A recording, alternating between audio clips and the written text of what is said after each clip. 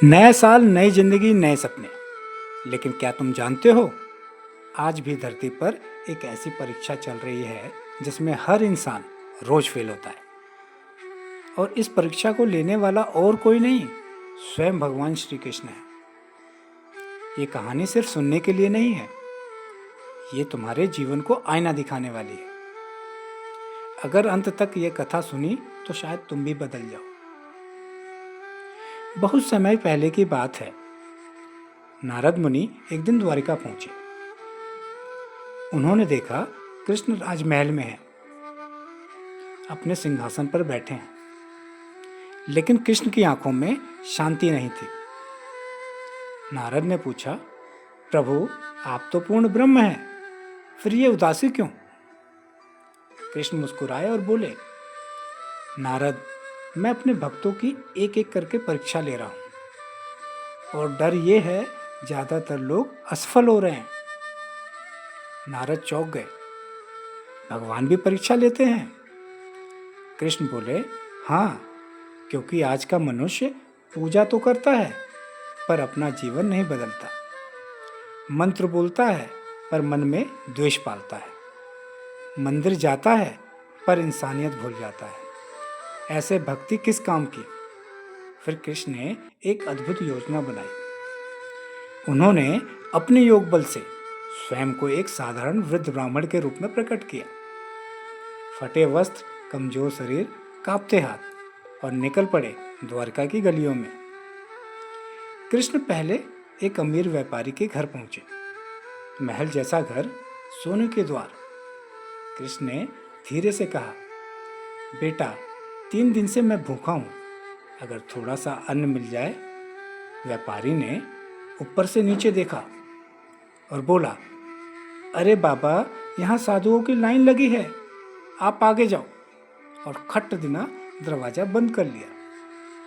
कृष्ण मुस्कुरा दिए और सोचे, पहला तो फेल हो गया।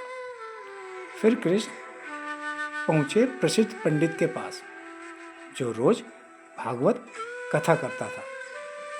कृष्ण बोले, पुत्र, आज पेट में आग जल रही है, बहुत जोर की भूख लगी है। पंडित बोला, अभी कथा की तैयारी है बाबा, बाद में आना।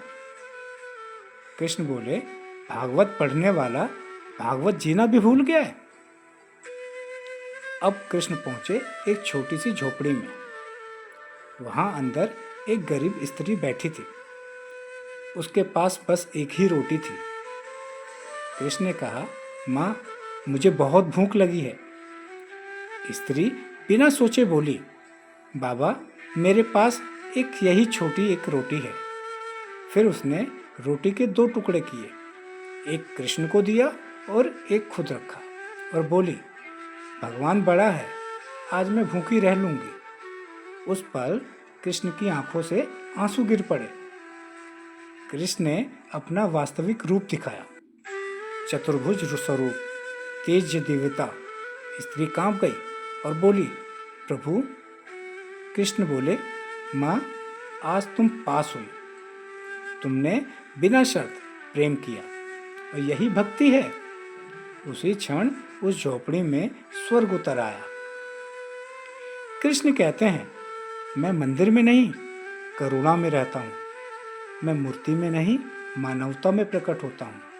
जो दुखी को देखकर भी नजर फेर ले, वो मेरा भक्त हो ही नहीं सकता। आज हम पोस्ट शेयर करते हैं, स्टेटस लगाते हैं, लेकिन पास बैठे दुखी को अनदेखा कर देते हैं। यही हमारी सबसे बड़ी हार है। नारद ने पूछा, प्रभु, क्या यही परीक्षा थी? कृष्ण गंभीर हो गए और बोले, नहीं नारद, असली परीक्षा अभी शुरू हुई है।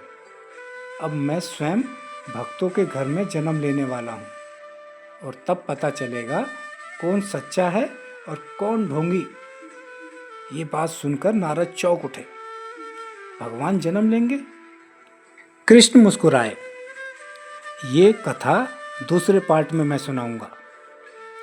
अगर ये कथा आपके दिल को छू गई हो तो कमेंट बॉक्स में राधे राधे जरूर लिखो, और अगला भाग जरूर सुनना, क्योंकि अगली कथा तुम्हारे जिंदगी को बदल सकती है।